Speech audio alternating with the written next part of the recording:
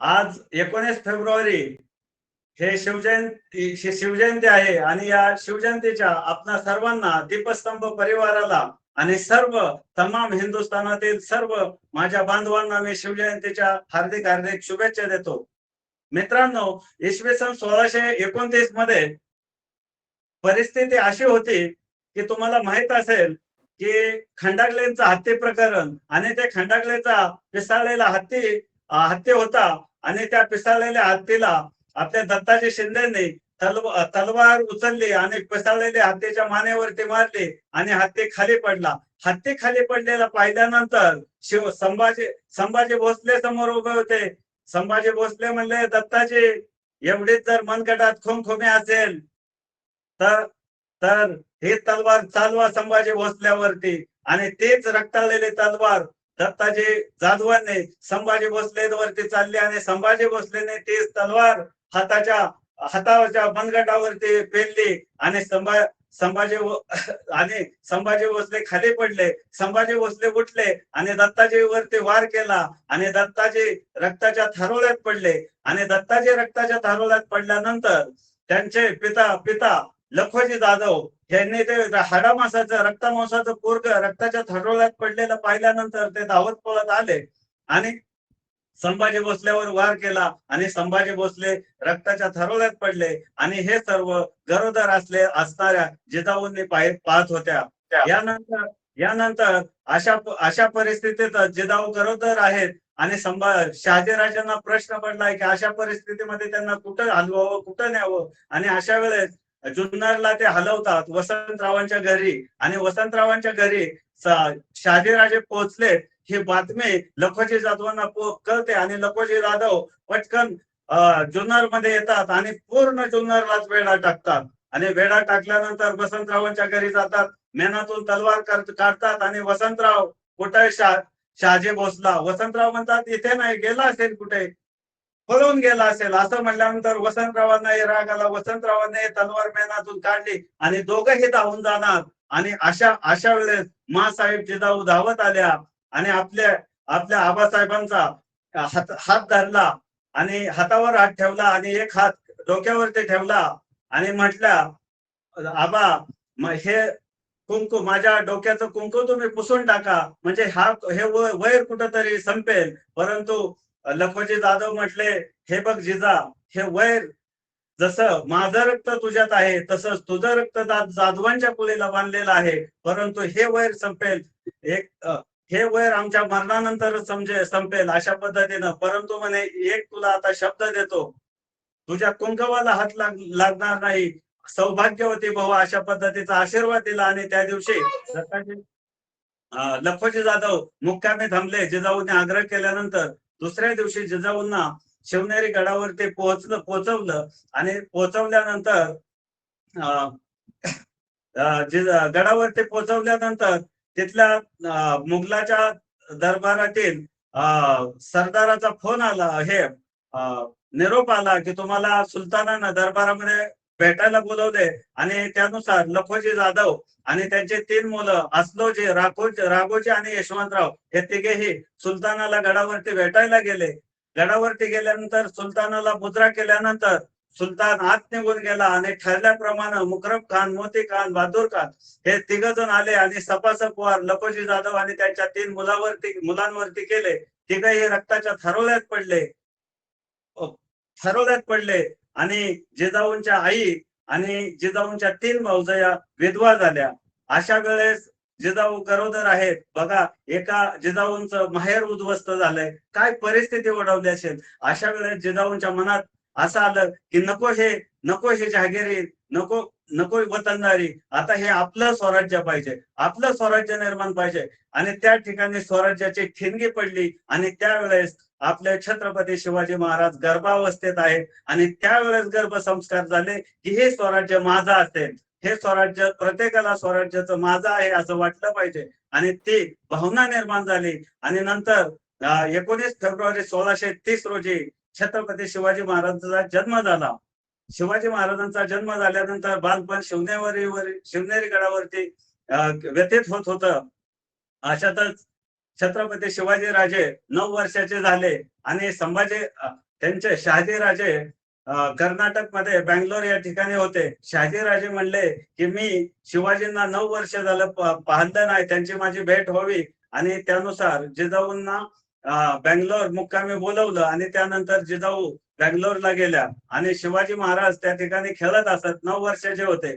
खेळता खेळता ते एका कुठे गेले कळाले नाही. सगळेजण दरबारातले सर्वजण शोधत होते आणि नंतर थोड्या वेळातच एक हेरानं बातमी आणली की मासाहेब शिवबाराजे एका दरबारामध्ये नर्तकींचं हे बघत आहेत. ही लहान असणारे शिवबा त्या ठिकाणी आहेत हे पाहिल्यानंतर जिजाऊ धावत पळत गेल्या आणि त्यांना ओढत फरकटत आणलं आणि म्हणले, हे बघा शिवाजी राजे, तुम्हाला हे सांगते की हे आजपासून असं परत झालं नाही पाहिजे. तुम्हाला स्त्रियांचा आदर करणं, स्त्रियांचा मान सन्मान राखणं, स्त्री ही स्वराज्याची जन्य आहे हे असताना असं करणं तुम्हाला शोभत नाही. आणि त्यावेळेस शिवाजी राजांना छोटाशी थप्पड दिली आणि ती थप्पड बदलण्यास कारणीभूत ठरली. त्यानंतर छत्रपती शिवाजीराजे परत कधीही गेले नाही. कारण दुसऱ्या सरदारांना असा प्रश्न पडला, सरदाराची मुलं असे वागू शकतात, एवढं त्यात काय, दुसऱ्यांना असं हे नव्हतं. परंतु जर शिवाजी घडवायचा असेल तर आधी जिजाऊ व्हायला लागतं. हे जिजाऊंकडून शिकायला पाहिजे. आणि त्यानंतर शिवाजी राजांना शहाजी राजांनी सैनिकी प्रशिक्षण दिलं. त्यामध्ये दांडपट्टा चालवणे, तलवारबाजी, घोडेस्वारी अशा पद्धतीचं अनेक पद्धतीचं शिक्षण दिलं आणि शिवाजीराजे बघता बघता 12 वर्षाचे झाले. आणि 12 वर्षाचे शिवाजीराजे झाल्यानंतर पुणे जहागिरी होती आणि त्या पुणे या जहागिरीमध्ये शिवाजी राजांना म्हणले, राजे मला खात्री आहे तुम्ही एक स्वराज्य निर्माण करू शकता. आणि चांगल्या पद्धतीनं विश्वास दिला आणि एक स्वराज्याचं स्वप्न दाखवलं आणि ते स्वप्न घेऊन मासाहेब जिजाऊंच्या समवेत शिवाजी राजांना पुण्यामध्ये पाठवलं आणि शिवाजी राजे पुण्यात आले. त्यावेळेस पुण्यात येताना छत्रपती शहाजी राजांनी शिवाजी राजांना काय दिलं असेल तर शहाजी राजांनी शिवाजी राजांना एक मुद्रा दिली. काय होती मुद्रा? पद पद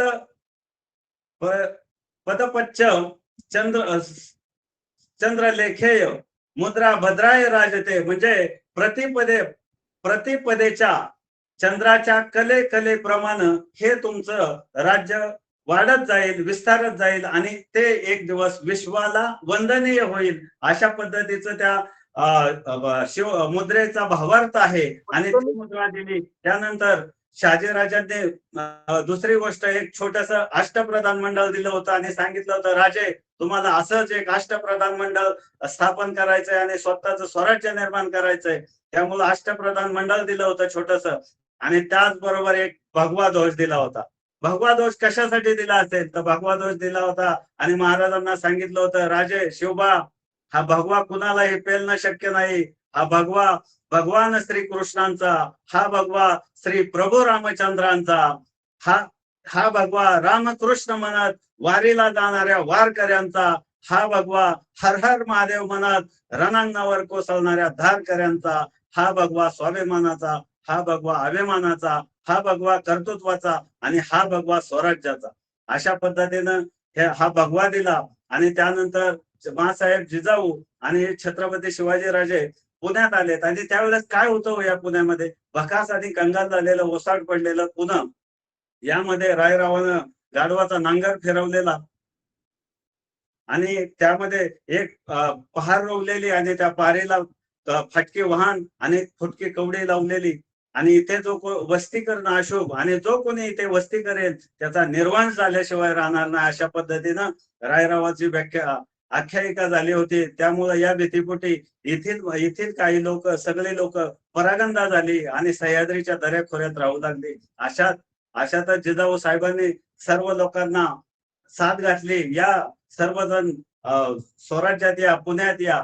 त्यावेळेस मासाहेबांना लोक म्हटली, मासाहेब यायचं खरं पण कुणाच्या भरोश्यावरती. त्यावेळेस मासाहेब कडाडला, या तुमच्या शिवबांच्या भरोश्यावरती. शिवबा समर्थ आहेत. आणि अशा पद्धतीनं लोक येऊ लागली, वस्ती बसू लागली, गावं कुजबुजू लागली, दिवे लागू लागले. परंतु लोक तर आली, घरं गजबजू लागली, परंतु खायचं काय, प्यायचं काय, जगायचं कसं हा विषय पुढे आला. त्यानंतर या सर्व मासाहेबांना म्हणल्या, मासाहेब आता आम्ही करायचं काय? त्यावेळेस मासाहेबांनी मासाहेबांच्या सुंदर अशा कल्पनेतून एक स्वराज्य नावाची सहकारी संस्था उभी केली आणि त्या सहकारी स्वराज्य नावाच्या सहकारी संस्थेच्या संस्थापिका होत्या मासाहेब जिजाऊ. त्यांनी त्या संस्थेच्या माध्यमातून बी बियाणं दिली, बैल जोड्या दिल्या, नांगर दिली आणि शेतीला लागणारे अवजारं दिली. ही अवजारं दिल्यानंतर येथील लोक शेतात मध्ये जाऊ लागली, शेती करू लागली, शेतं पिकवू लागली. शेतं पिकवल्यानंतर चांगल्या पद्धतीची शेती, हिरवेगार शेती उभी राहिली. मोत्यासारखी लगडलेली कंस, दाणेदार कंस उभी राहिली आणि अशातच त्या ठिकाणं रानगव्यासारखी जनावरं धुडगूस घालायला लागली आणि उभी शेतं नेस्तनाबूत करायला लागली. अशातच हे सर्वजण मासाहेब जिजाऊंना भेटायला आले. मासाहेब तुम्ही कर्ज दिलं, बी बियाणं दिले, परंतु रानगव्यासारखे जनावरं हैदोस घालायला लागले आणि या जनावरांचा बंदोबस्त झाला पाहिजे. त्यानंतर मासाहेब जिजाऊंनी सांगितलं, तुम्ही काळजी करू नका. मासाहेब जिजाऊंनी काय केलं, त्यांच्या कल्पनेतून एक सर्व गावामध्ये दौंडी दिली आणि त्या दौंडीतून सांगितलं की या शेतामध्ये ज्या पिकाच्या हैदोस घालणाऱ्या जनावरांचा जे बंदोबस्त करतील त्यांना आणि त्या जनावरांची सेफ्टी कापून आणतील, त्यांना सोन्याचं कडं भेट दिलं जाईल. अशी दौंडी पसरली. गावागावातली तरुण मुलं एकत्रित येऊ लागली, रातोरात पहरा देऊ लागली. रानगव्यासारखे जनावर खोपसताना दिसले की धाव घेऊ लागले, झेप घेऊ लागले, त्यांची शिकार करू लागले, त्यांचे शेपूट कापून लाल महालात घेऊन यायला लागली आणि सोन्याचं कडं मिळवू लागले. अशातच एक दिवशी रात्री 1:30-2ची वेळ होती आणि 4-5 पोरांचा गलका पहारेकऱ्याच्या जवळ आला. पहारेकराला म्हणला, मासाहेब जिजाऊंना भेटायचंय. मासाहेब जिजाऊंनी दौंडी दिलती नवं, ते शिकार घेऊनच आलोय खांद्यावरती. त्यावेळेस तो गेटमन म्हटला, मासाहेब झोपल्यात, आता रात्रीची वेळ आहे, तुम्ही उद्या द्या, उद्या या. परंतु ते ऐकायला तयार नव्हते. ते म्हणले, नाही, मासाहेबांना भेटल्याशिवाय आम्ही जाणार नाही. आणि तो तो गलका आणि तो आवाज ऐकून मासाहेब येत्या झाल्या, आल्या आणि पहारेकराला विचारले, काय रे, काय झालं? त्यावेळेस त्यांना सांगितलं, 4-5 पोरं आलेत आणि ते काय ऐकायला तयार नाहीत. त्यावेळेस मासाहेब म्हणल्या, काय रे, कोण आला? त्यावेळेस एक सरकन तरणाबाण पुढे आला, म्हणला, मासाहेब तुम्ही दौंडी दिलती नवं, हे बघा शिकारच घेऊन आलोय आणि एक मोठं मोठं रानगव्यासारखं जनावर खांद्यावर टाकून आणलेलं होतं. आणि मासाहेब म्हणल्या, अरे पण रात्री यायची काय गरज आहे? मी त्या दौंडीमध्ये हेही सांगितलं होतं, त्याचा पाय, कान, शेपूट काही आणलं तरी मी सोन्याचं कडं देईन आणि उद्या सकाळी आला असता तर मी काय सोन्याचं कडं दिलं नसतं का? त्यावेळेस तो तरणाबाण मुलगा पुढे आला आणि म्हणला, मासाहेब मी सोन्याच्या कड्यासाठी नाही आलो. मासाहेब, आम्हाला फक्त तुमच्या कौतुकाची थाप पाठीवर पडली की आम्हाला 10 हत्तीचं बळ येतं आणि डोळ्यातून पाणी येत होतं गळगळ. आणि मासाहेबांना वाटलं, खरंच अशी पोरं हे आपल्या स्वराज्याला पाहिजेत. मासाहेबांनी त्या तरुणाचं डोळे पुसले आणि म्हणले, कोण रे तू, पुणे गावचा? तेव्हा तो म्हणला, मासाहेब मी तानाजी मालुसरा, मेरठ गावचा जी. आणि जो तानाजी मालुसरा त्या दिवसापासून मासाहेबांचा झाला ते शेवटच्या स्वतःपर्यंत स्वराज्याचा राहिला. अशा पद्धतीनं मावळ्यांची मांदियाळी तयार झाली. म्हणजे मासाहेबांनी एका दगडात 2 पक्षी मारले. एक जनावरांपासून पिकांचं संरक्षण झालं आणि या स्वराज्याला तरणीबांड आणि अशी चांगले मावळ्यांची मांदियाळी तयार झाली. अशाच पद्धतीनं शिवाजी राजे सुद्धा गावागावातले पोरं जमा करायचे आणि जंगलामध्ये जायचे आणि जंगलामध्ये गेल्यानंतर त्या ठिकाणी प्रशिक्षण द्यायचे. सैनिकी प्रशिक्षण, तलवारबाजी, घोडेस्वारी, अशा पद्धतीचं मल्लखांब, भालाफेक. आणि नंतर असं प्रशिक्षण देत असताना हे कुणाच्या लक्षात येऊ नये म्हणून एक फुनेचा पोरगा बसवला जायचा झाडावरती. आणि जर असं कोण आलं तर तो फुनेचा पोरगा वेगवेगळ्या पक्ष्यांचे आवाज काढायचा आणि त्यांच्या लक्षात यायचं की कोणतरी येतंय आणि त्याच्यानंतर ते खेळ थांबवायचे आणि विटी दांडूचा खेळ चालू करायचे. आणि हे चालू असतानाच एक दिवशी एक म्हणजे रागीट स्वभावाचं आणि रांगडं पोरग येताना दिसलं हाकेच्या पोराला आणि त्यानं मोराचा आवाज काढला आणि मोराचा आवाज काढल्यानंतर छत्रपती शिवाजी महाराजांना लक्षात आलं की कोणतरी येत आहे. त्यांनी तलवारी वगैरे लपवल्या आणि नंतर विटी दांडूचा खेळ चालू झाला. तेवढ्यात ते पोरग येतंय, हक्याच्या मुलानं त्याच्या समोर उडी मारली आणि म्हणला, कोण रे तू? त्यावेळेस तो म्हणला, बहिर्जे रामोशाचा बहिर्जे. काय काम काढलं? राजांना भेटाय आणतो नव. भेटतील का राजा? बर काय काम आहे ते सांग. म्हणला, बोलव की राजाला. त्यावेळेस तो म्हणला, ठीक आहे, मी सांगावं देऊन येतो. पुण्याचं पोरग राजांकडे सांगावं द्यायला गेलं. त्यावेळेस पुण्याच्या पोराला राजा म्हणले ते पाठवून आतमध्ये. आणि गेल्यानंतर बहिर्जे म्हणाला, राज मला बी घ्या की तुमच्या खेळात सामील करून. त्यावेळेस राजे म्हणले, अरे तुला काय येतं? राज मला सगळं येतं. मला वेषांतर तर असं येतं की तुम्ही सुद्धा ओळखू शकणार नाही. आणि मला मला सर्व प्रकारचे खेळ येतात. आणि सर्व प्राण्यांचे पक्ष्यांचे आवाज काढता येतात. अशा पद्धतीनं सांगितल्यानंतर राजांनी त्या दिवसापासून राजा म्हणले, अरे तुझं नाव काय? त्यावेळेस तो म्हणला, रामोशाचा बहिर्जी. मग म्हणला, तुला येतं चल चल ये आजपासूनच स्वराज्यात सामील हो. त्यावेळेस म्हणला, राज उद्यापासून येतो. बापाला सांगावं देऊन येतो. बापाला सांगितलं नाही. बापाला सांगतो उद्यापासून स्वराज्यात जातोय तो. आणि नंतर बहिर्जे वळाला, एक 5-10 पाऊल खाली पुढे गेला आणि परत माघारी आला. म्हणला, राज एक बोलू का? त्यावेळेस राजा म्हणले, बोल बोल बहिर्जे म्हणला, राजा जो खुनेचा पोरगा बसलेला आहे त्याला सांगा की ह्या दिवसात मोर ओरडत नाहीत. म्हणजे एवढा अभ्यास असलेला बहिर्जे होता.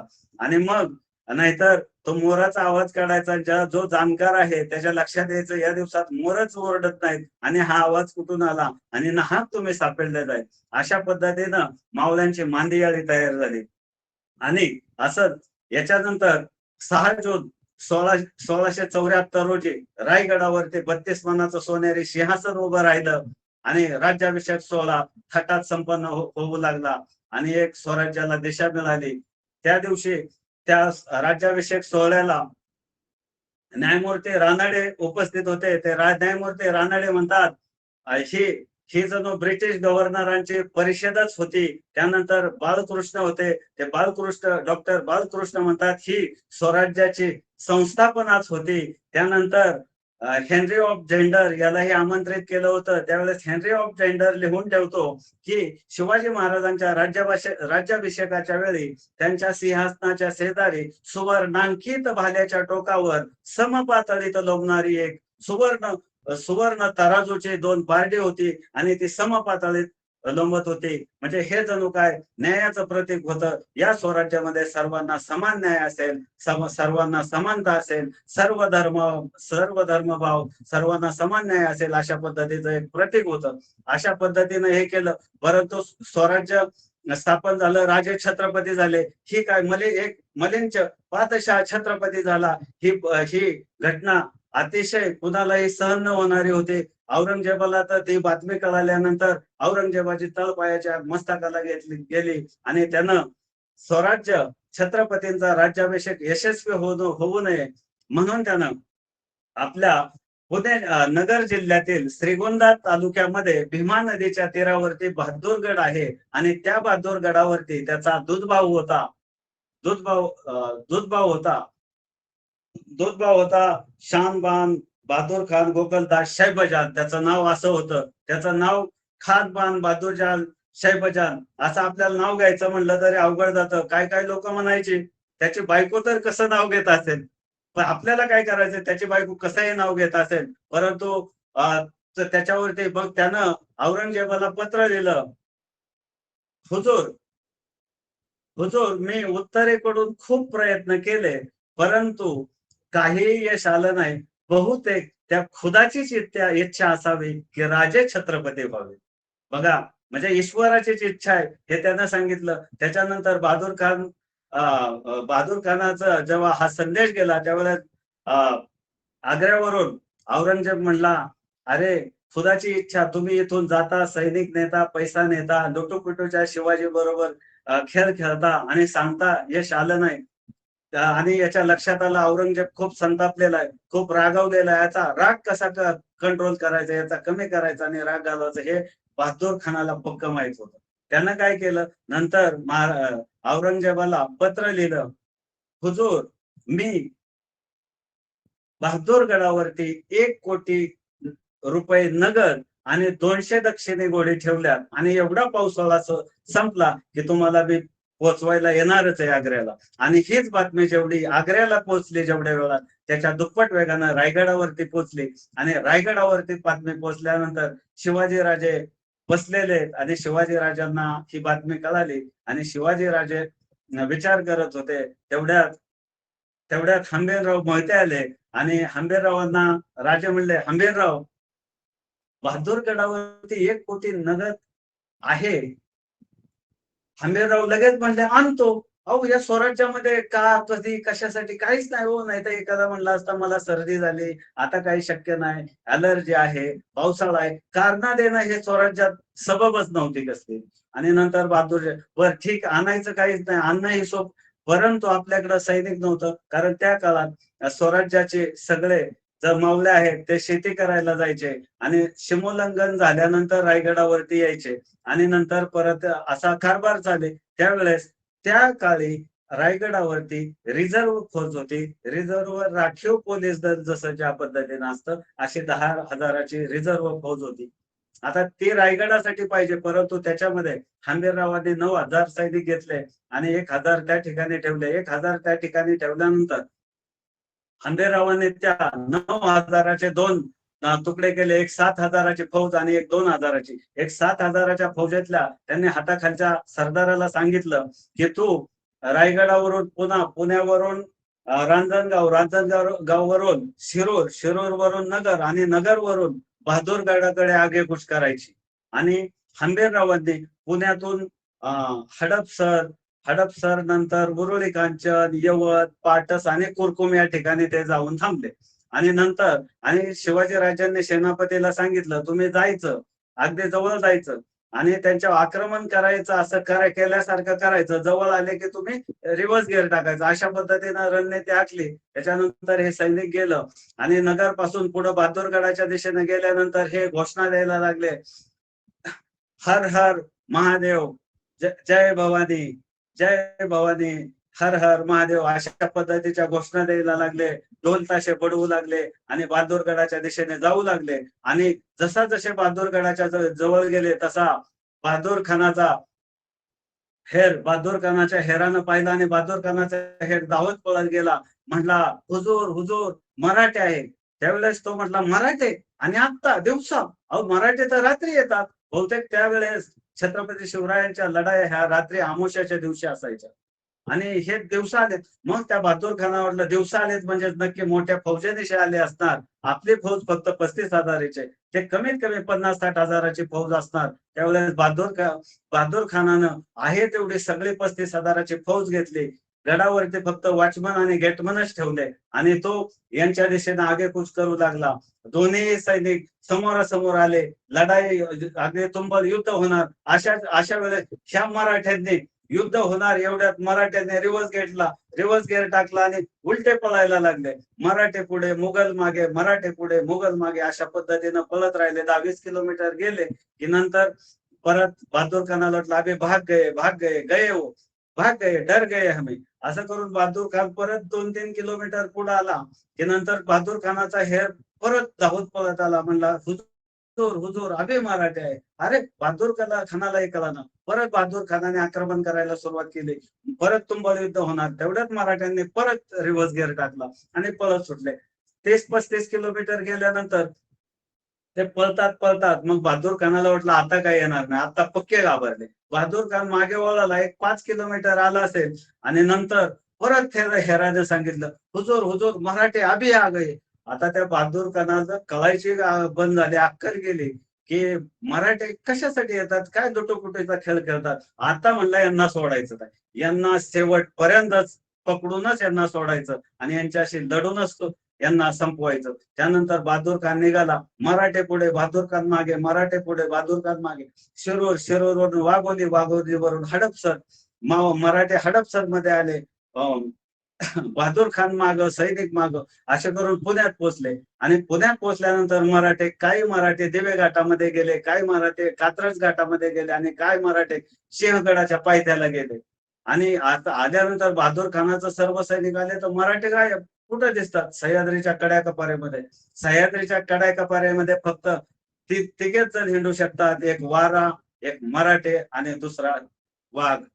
आणि अशा दऱ्याखोऱ्यात काय सापडतील ती कसले मराठे. मग बहादूर खान म्हटला जीतम जीतम जीतम, आणि तो जीत हासिल झाल्याचा आनंद झाला आणि बहादूर खान पुण्यात आलाय हीच बातमी हंबीररावांना कुरकुम या ठिकाणी कळाली. आणि हंबीररावांनी कुरकुम पासून बहादूरगड हाकेच्या अंतावरती एका दिवसात बहादूरगडावरती आक्रमण केलं. बहादूरगडावरती गेले, तिथले नगद 1 कोटी आणि जो 200 घोडी आणि जो काही खजिना जेवढा घोड्यांवरती बसतोय तेवढा बसवला.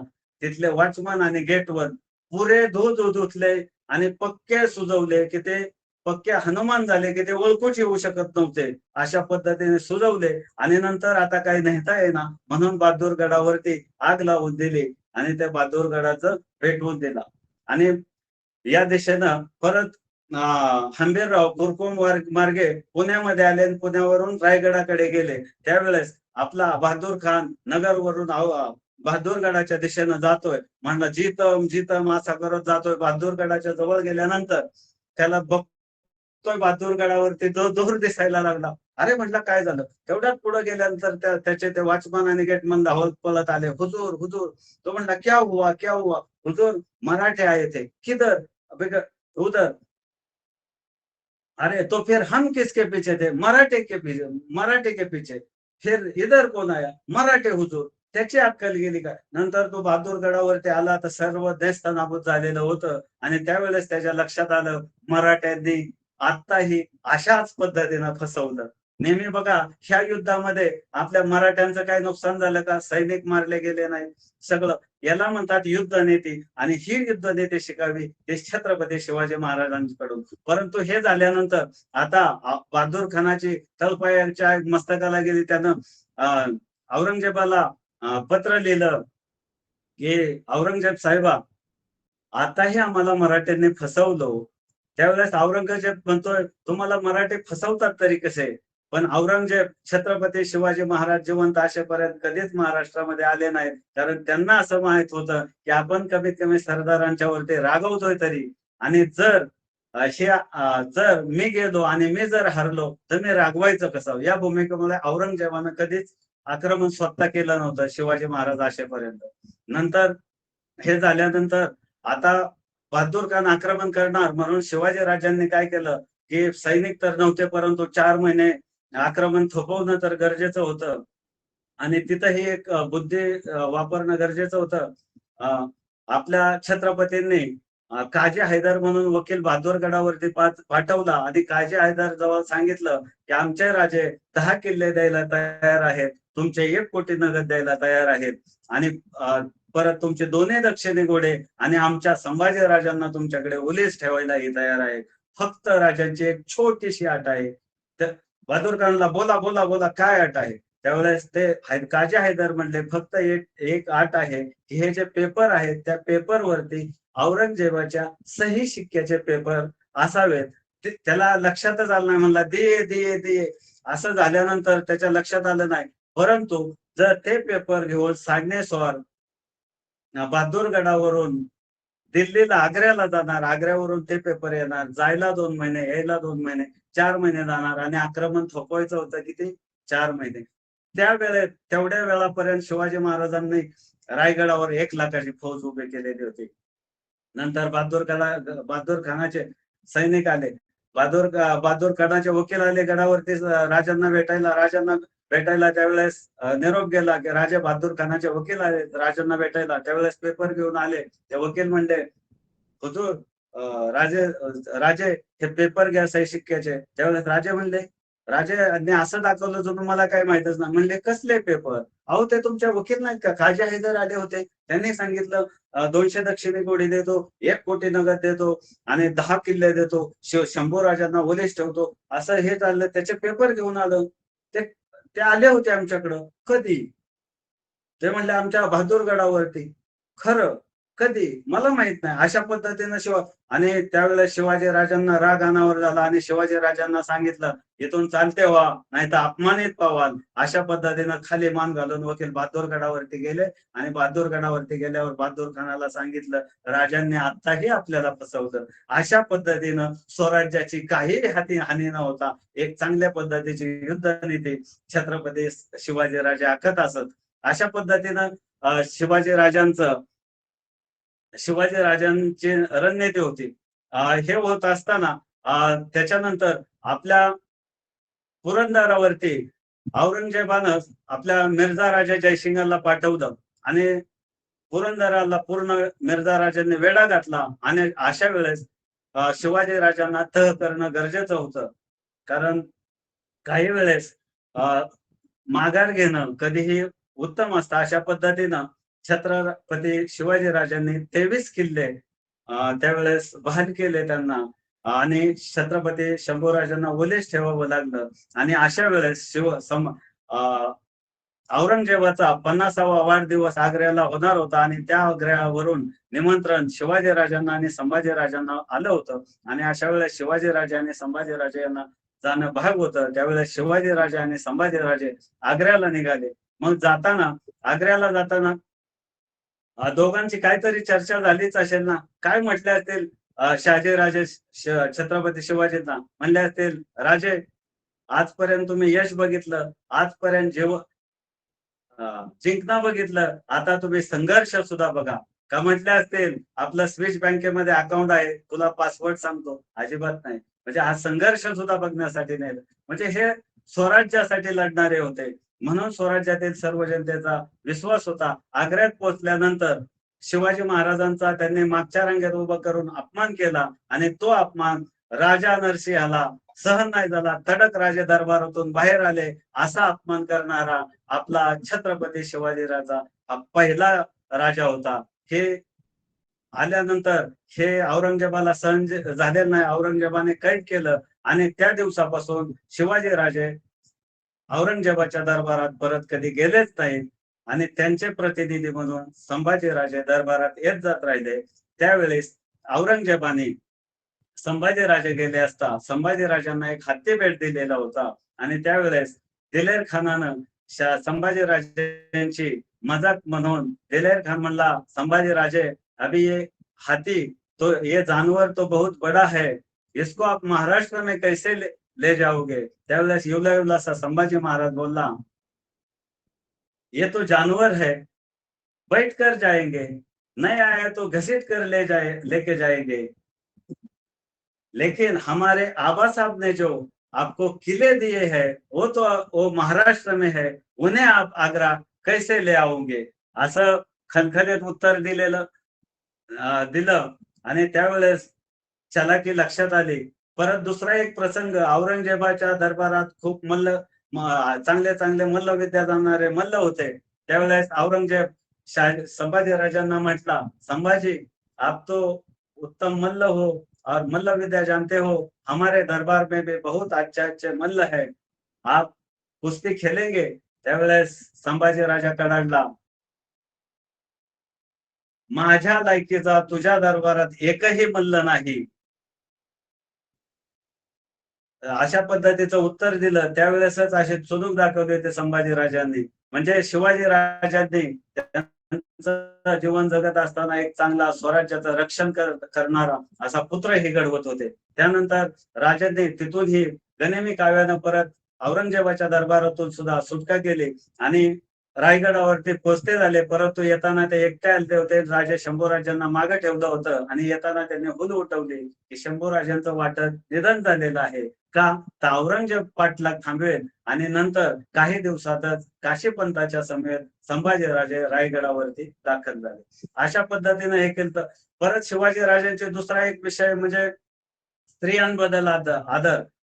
स्त्रियांचा आदर हा जिजाऊंनी शिकवला होता. त्यामुळे या स्वराज्यामध्ये एका पाटलाने एका मुलीवरती अत्याचार केला होता आणि ही अत्याचार केलेली बातमी शिवाजी राजांना ज्यावेळेस समजले त्यावेळेस शिवाजी राजांच्या तळपायाच्या मस्तकाला गेली आणि राजांनी कैद करून आणायला सांगितलं त्या पाटलाला आणि त्याच्या मुसक्या अवरोध कैद करून आणल्यानंतर त्या पाटलाचा म्हणले याचा चौरंग करा, ज्या हाताने पदराला हात लावला ते हात कलम करा, ज्या पायानं तो चालत गेला त्याचे पाय कलम करा, अशा पद्धतीनं त्याचा चौरंग केला. आणि अशा वेळेस जिजाऊ आणि त्याला गावामध्ये गाढवावरती पाठवून दिला. यावेळेस जिजाऊ मासाहेबांना आपण जो केलेला निवड आहे, न्याय आहे, तो योग्य आहे का नाही म्हणून मासाहेबांना विचारलं. मासाहेब मी अशा पद्धतीनं न्याय केलेला आहे तो. त्यावेळेस मासाहेब रागावल्या, चिडल्या आणि म्हणल्या, राजे हे खूप मोठं पातक आहे. स्त्रियांच्या पदराला हात लावलेला आहे त्यानं. त्याला शिरच्छेद करायचा होता, त्याचं मुंडकं कलम करायचं होतं. त्यावेळेस छत्रपती शिवाजी राजांनी एक मार्मिक उत्तर दिलं, मासाहेब ते खूप सोपं आहे आणि त्याच्यानंतर हा विषय संपला असता. परंतु मासाहेब आता हा चौरंग बनवलेला पाटील येता जाता पाटलाला जी लोक बघतील ते लक्षात येईल. जर या स्वराज्यामध्ये कुठल्या आई बहिणीकडे जर वाकड्या नजरेनं पाहिलं, कुणाच्या पदराला हात घातला तर राजाचा पाटील झाल्याशिवाय राहणार नाही. त्यामुळं असे परत कोणी करणार नाही. अशा पद्धतीनं एक न्याय निवाडा होता. आणि अशाच परत शिवाजी राजांच्याकडे एक सावित्री देसाई सरसेनापतींनी पकडून आणलेली होती आणि त्याच्या हातामध्ये एक तानं बाळ होतं. आणि त्यावेळेस ते म्हटले, राज मी माझ्या गडीसाठी लढले, मी माझ्या किल्ल्यासाठी लढले, यात माझा काय दोष? जी काही सजा द्यायची असेल ती मला द्या, त्या बाळाचा काय दोष? त्यावेळेस राजे उठले आणि त्या सावित्री देसाईंच्या हातातला ते बाळ घेतलं आणि त्याला पुण्यानं सरदाराला सांगितलं आणि दुधाच्या वाटेत दूध आणून त्या बाळाला दूध पाजलं. आणि आणि राजे म्हणले, सावित्रीबाई हे बाळ हे लेकरू हा माझा भाचा आहे, म्हणजे तुम्ही माझ्या बहीण झाला. आणि बघा, एक शत्रूच्या स्त्रीला सुद्धा बहीण मानून आणि तिला या बाळाची दूध भाताची व्यवस्था म्हणून 10 गावं वतन जोडून द्या असं सांगितलं आणि तिला सन्मानानं परत परत त्याच्या गडीवरती पाठवलं. म्हणजे हा न्यायदानाचं काम. त्याच्यामुळं मी सर्व बहिणींना आणि भावांना असं विनंती करेल की कमीत कमी घराघरात जर शिवरायांचे विचार यायचे असतील, मनामनात शिवराय जर आणायचे असतील, तर प्रत्येक बहिणीनं तुम्ही भाऊबीजेला ओवाळल्यानंतर भाऊ सेलिब्रेशन, कॅडबरी सेलिब्रेशन वगैरे असं काही देतो ना, तर त्यावेळेस तुम्ही फक्त असं जर केलं ना, भावाला जे पाहिजे ते घ्या, परंतु एक भावाला एक विनंती करायची, हे बघ भावा, तू माझा जेवढा बहीण म्हणून आदर करतो ना, तेवढाच आदर इतरांच्या बहिणीचा सुद्धा कर. आणि मग खरंच हे छत्रपतींचे विचार, छत्रपतींचा आदर्श, छत्रपतींचा मान सन्मान ठेवल्याशिवाय ठेवला जाईल. आणि निश्चितच छत्रपतींचे विचार या समाजामध्ये जोडतील. निश्चितच छत्रपतींच्या 5 विचारावरती हे स्वराज्य उभं राहिलं. त्यामध्ये ग्रॅटिट्यूड, कृतज्ञता भाव असला पाहिजे. पॉझिटिव्ह थिंकिंग हा एक विषय येतो. त्याच्यानंतर कुठलाही निर्णय घेतला की तो निर्णय व्यवस्थितपणे सिद्ध करायचा. आणि पॉझिटिव्ह अप्रोच असला पाहिजे. अशा पद्धतीनं जर वागलं तर निश्चितच शिवरायांची जयंती साजरी झाल्याशिवाय घराघरात राहणार नाही असं मला वाटतं. आणि निश्चितच या छत्रपतींनी ज्या पद्धतीनं आपलं स्वराज्य निर्माण केलं आणि हे तयार केलं, तर एकच मी म्हणेल याच्यावरती, 65 किलोची तलवार वागवतो तो यसाजी, 8 तास दिल्लीवरून 8 तासामध्ये घोडा पुण्याला आणतो तो संताजी, 2000 सैन्याबरोबर अखंडपणे लढतो तो बाजी, आणि एक हात तुटला तरीही लढत राहतो तो तानाजी, आणि छाव्याला हे उभा फाडतो तो संभाजी, आणि या सर्वांना एकत्रित करतो आणि स्वराज्याचं तोरण बांधतो आणि स्वराज्याला नंदन बनवतो तो शिवाजी. आणि असा शिवाजी तुम्हा आम्हा सर्वांच्यात उतरावा.